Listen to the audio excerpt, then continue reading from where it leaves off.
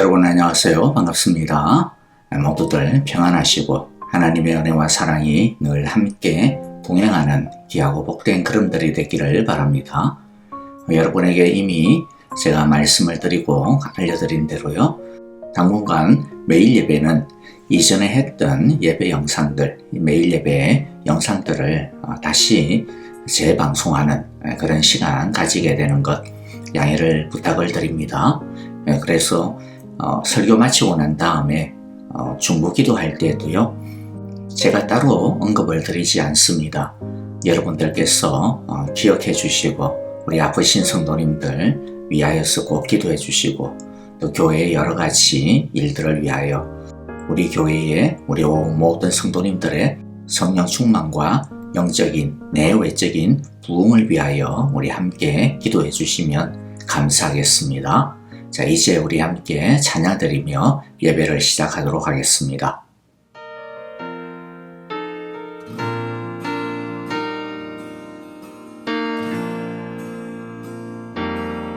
주가 보이신 생명의 길, 나 주님과 함께 상한 마음을 들이며 주님 앞에 나가리. 나의 의로움이 되신 주, 그 이름 예수, 나의 길이 되신 이름 예수.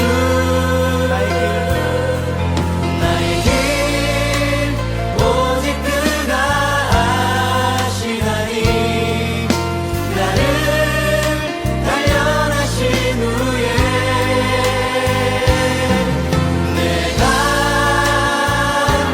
정금같이 나로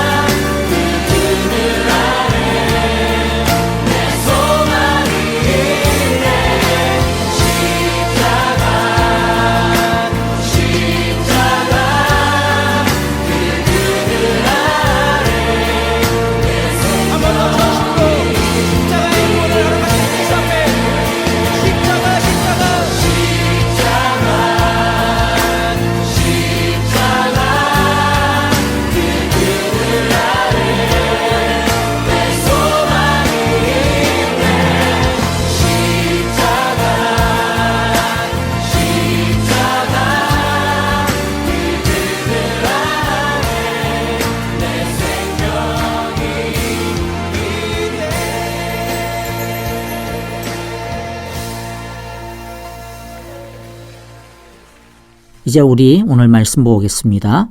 다니엘서 2장 14절부터 23절입니다. 14절 제가 먼저 읽습니다. 다니엘은 바빌론의 지혜자들을 죽이려고 나온 왕의 시위대 장관 아리옥에게 가서 슬기로운 말로 조심스럽게 물어보았다. 임금님의 명령이 어찌 그렇게 가혹합니까? 아리옥이 다니엘에게 그 일을 설명해 주었다. 다니엘이 곧 왕에게로 가서 아뢰었다. 임금님께 임금님의 꿈을 해몽해 드릴 수 있는 시간을 저에게 주십시오. 그 다음에 다니엘은 집으로 돌아가서 자기의 친구 하나야와 미사엘과 아사랴에게 그 사실을 알려주고 그 친구들에게 말하였다.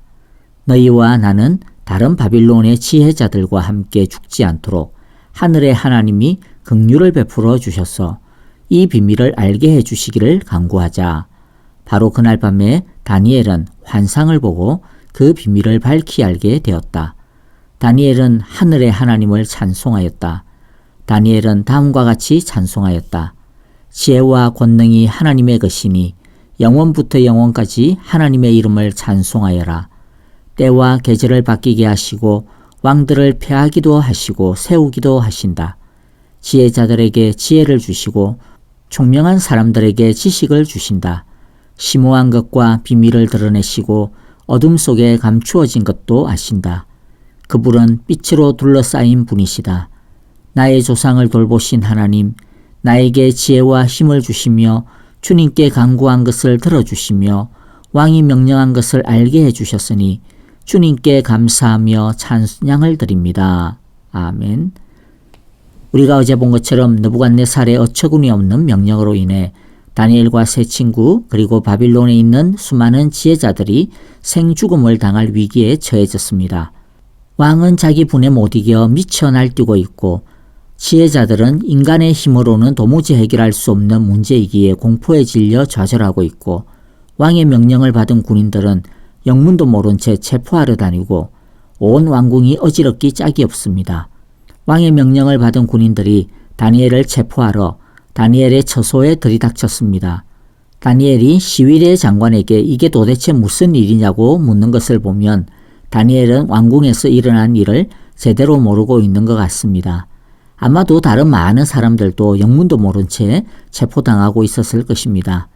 생각을 해보면 우리가 당하는 위기들 중 어떤 것들은 지금 다니엘처럼 영문도 모른 채 당하고 또 내가 잘못한 것도 아닌데 느닷없이 당하고 또 느부갓네살이 휘두르는 칼에 당하듯이 불의한 일을 당하게 되기도 합니다. 금융위기와 같은 것도 우리가 초래한 문제가 아니었습니다. 이러한 위기를 당하면 어떤 사람은 너무 억울한 마음에 맥이 풀리기도 하고 너무 속상해서 의욕을 잃어버리기도 하고 너무 화가 나서 좌충우돌하기도 하고 너무 엄두가 안 나서 자포자기하기도 하고 원망과 화를 내기도 합니다. 하지만 아무리 내가 초래한 위기라 할지라도 너무 억울하다 할지라도 이 위기는 우리의 위기입니다. 피하고 싶다고 해서 피해질 수 있는 것도 아니고 원망한다고 해서 없어지는 것도 아닙니다. 결국 위기는 어떻게든 맞서야 할 도전이요. 우리가 풀어야 할 과제입니다. 진정한 신앙은 이런 위기 속에서 빛을 발하는 법입니다. 다니엘이 이 위기를 어떻게 대처해 나가는지 오늘 말씀을 통해서 몇 가지 교훈과 은혜를 받도록 하겠습니다. 첫째, 다니엘은 자기를 체포하러 온 근위대장에게 명철하고 슬기로운 말로 자초지종을 묻습니다. 그는 상황을 파악했습니다. 그는 위기에 패닉에 빠지지 않았습니다. 차분하게 이 일을 파악하고자 했습니다. 위기를 대하는 첫 번째 태도는 위기가 무엇인지 파악하는 것입니다. 마치 병명이 무엇인지 원인이 무엇인지 파악하는 것과 같은 이치입니다. 오늘날 유행하는 말로 가짜 뉴스에 현혹되지 않고 팩트 체크를 하는 것이 기본입니다. 흥분하지 말아야 합니다. 자기 기분이나 자기 생각에 빠지지 말아야 합니다. 둘째, 다니엘은 느부갓네살 왕에게 나아갔습니다. 이것은 문제의 핵심을 제대로 맞섰다라고 하는 뜻입니다. 피하거나 회피하는 것이 아니라 맞서는 것입니다. 셋째는 문제를 하나님 앞에 가져갔습니다. 하나님께 구하였습니다. 다니엘은 인간의 지혜나 능력을 의지하지 않고 전능하신 하나님을 전적으로 의지하였습니다. 우리도 머리가 있고 손과 발이 있습니다.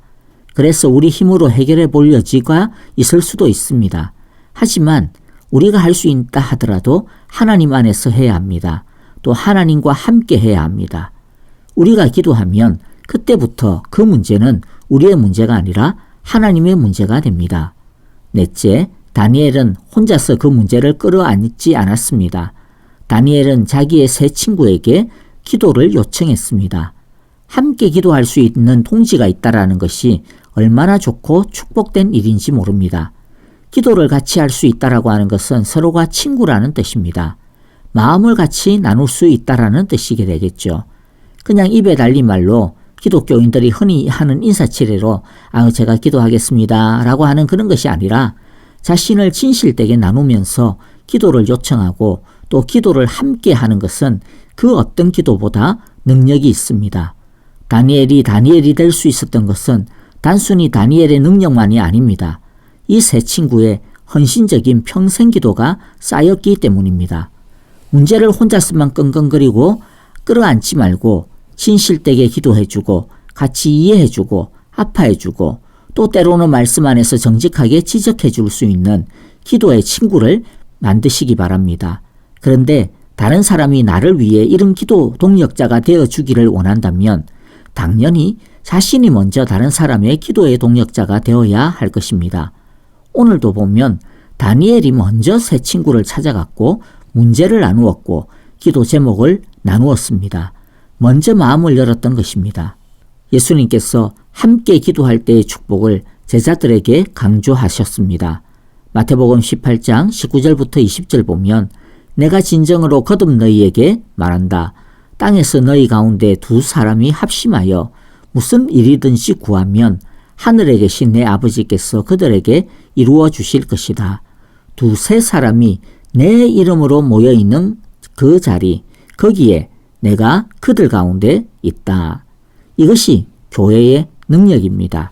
다니엘이 세 친구와 합심으로 기도할 때에 하나님은 응답해 주셨습니다. 하나님은 그 밤에 환상을 보여주고 또 그 환상의 의미도 알려주셨습니다. 위기를 극복하는 길은 기도뿐입니다. 기도는 하나님의 응답과 크고 은밀한 일을 볼 수 있는 통로입니다. 다섯째, 응답을 받은 다니엘은 비밀을 보이신 하늘의 하나님을 찬양합니다. 위기를 극복하는 신앙의 원천은 언제나 초점을 하나님께 고정하는 것에 있습니다. 하나님이 어떤 분인지 늘 기억하는 것에 있습니다. 답답하고 도움이 필요할 때만 하나님을 찾는 것이 아니라 응답이 되어진 다음에도 하나님을 찾고 하나님을 찬양하는 것이 진짜 하나님을 의지하는 신앙입니다. 하나님을 높일 때 하나님은 기뻐하시고 또 하나님을 높이는 자를 더 가까이 하실 것입니다. 다니엘의 찬양의 특징이 무엇입니까? 하나님이 누구인지, 하나님이 어떤 분인지 그분의 속성과 성품을 인정하는 것입니다. 시종일관 철저하게 하나님 그분에게 초점이 맞춰져 있는 찬양이었습니다. 다니엘은 하나님이 모든 지혜와 능력의 근원이심을 인정하고 높여드립니다. 그는 하나님이 보이신 환상을 통해 그분이 인간 세상에 은밀한 일을 드러내시고 선하신 뜻대로 역사를 움직여 갖고 계신다라고 하는 것을 깨닫고 경배를 드립니다. 다니엘은 응답받고 난 다음에 하나님을 더 깊이 묵상하고 찬양함으로써 그의 신앙의 깊이와 폭이 훌쩍 성장하는 축복도 받았습니다. 다니엘은 하나님은 실로 역사 속에서 왕들을 폐하시고 세우시는 주권자라고 하는 것을 깨달았습니다. 유다가 망하고 자신이 포로로 끌려왔기 때문에 하나님은 도대체 뭐 하시나? 하나님은 이스라엘을 버렸나? 하나님과 우리가 맺은 언약은 망했나? 이런 의문이 의심으로 때로는 왔다 갔다 한 적도 있었겠지만 이제 다니엘은 명확히 알았습니다. 느부갓네살을 세우신 분도 하나님이시요 예루살렘을 망하게 하신 분도 하나님이시라는 것입니다. 불순종하는 유다 왕국을 폐하시고 바벨론을 제국으로 느부갓네살을 제국의 왕으로 세우신 분도 하나님이라는 것입니다. 우리도 기도하고 기도한 대로 응답받은 그것에만 멈추면 안 됩니다. 하나님이 우리에게 응답을 주시는 것은 자신이 누구인지 어떤 분인지 좀 더 명확히 깊이 알라라고 하는 뜻이 있습니다. 하나님을 더 가까이 더 깊이 사랑하는 계기가 되기를 원하시는 것입니다. 그러므로 응답받고 난 다음에는 더 하나님을 묵상해야 합니다. 말씀을 정리합시다. 진정한 신앙은 위기 속에서 빛을 발합니다. 신앙은 힘들더라도 위기를 맞서게 합니다. 신앙은 위기를 하나님 앞에 가져갑니다. 기도합니다. 신앙은 함께 기도합니다. 그리고 신앙은 응답받은 후에 오히려 하나님을 더 집중합니다. 우리도 다니엘과 같은 이런 신앙으로 이 위기의 시대에서 능히 승리하고 더 성장할 수 있게 되기를 간절히 바라고 기도하고 축복합니다. 찬양과 더불어 기도하겠습니다. 오늘 말씀 속에서 감사할 것은 감사하고 회개할 것은 회개하며 결단할 것은 결단하고 헌신할 것은 헌신하는 기도를 드리겠습니다. 아프신 성도님들과 중보의 기도가 필요한 분들을 위하여 우리 기도해 주시기를 바랍니다.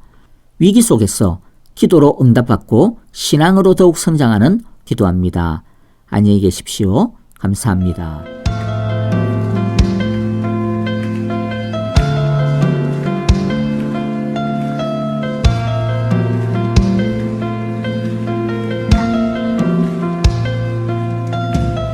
내게로부터 눈을 들어 주를 보기 시작할 때 주의 일을 보겠네.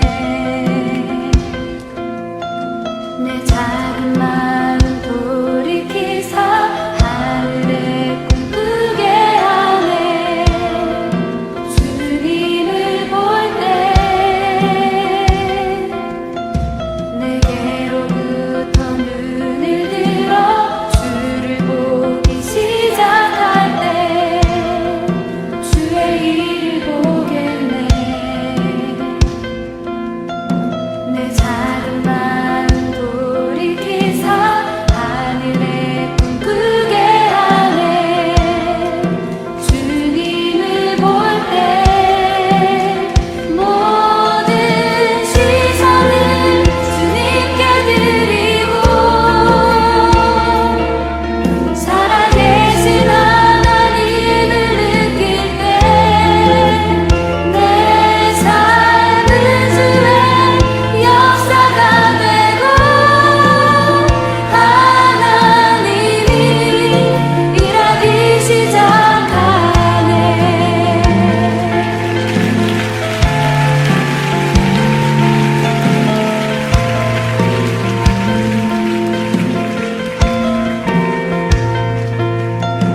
성령이 나를 변화시켜 모든 두려움 사라질 때